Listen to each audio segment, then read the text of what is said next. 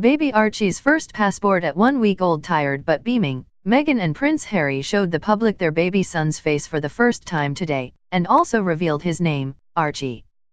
The royal couple said their son, seventh in line to the British throne, is named Archie Harrison Mountbatten-Windsor.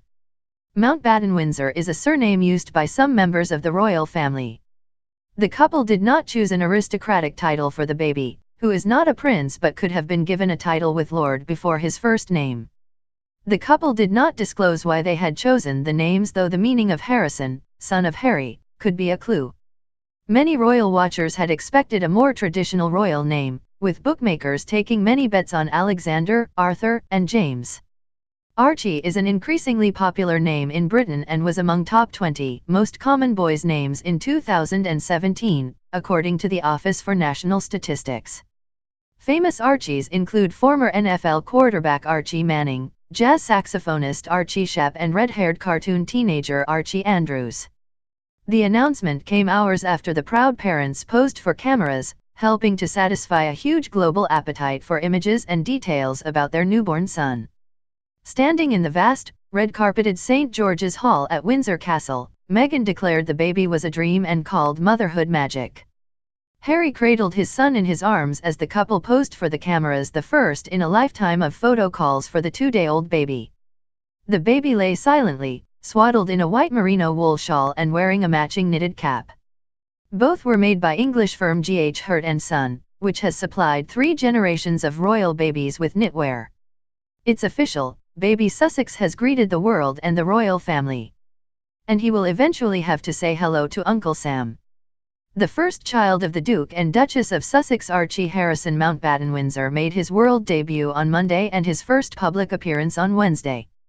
Because the baby was born to an American mother, that also makes him an American citizen.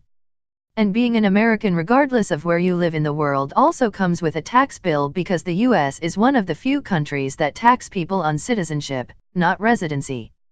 For young Archie, that will mean a unique situation and possibly a key decision when he's old enough as to whether or not to keep his American citizenship.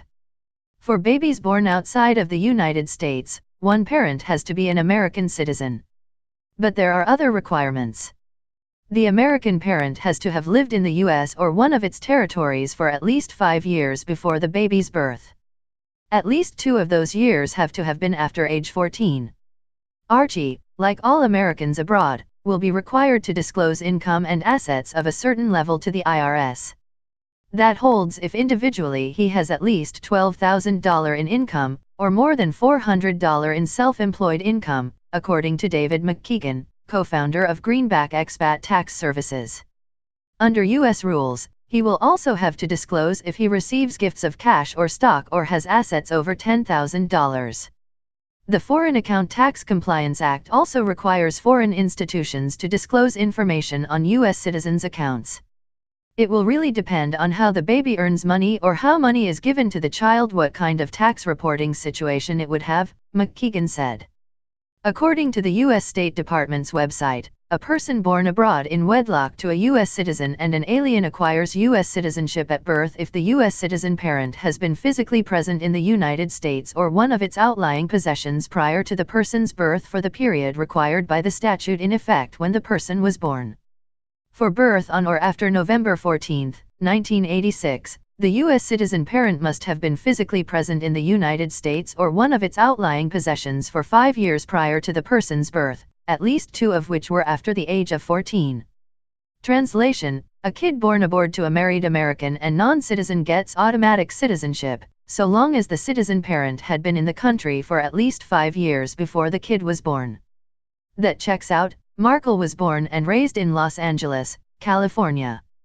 A clue to Archie's American future might be embedded in his name. Prince William and Kate Middleton's kids each have 2 middle names: George Alexander Louis, Charlotte Elizabeth Diana, Louis Arthur Charles. Among the posh sets of Britain, having multiple middle names is common, like Rosamund Mary Ellen Pike.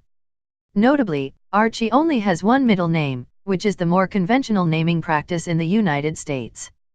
Perhaps Meghan and Harry are priming him for an American passport and a future as a global citizen.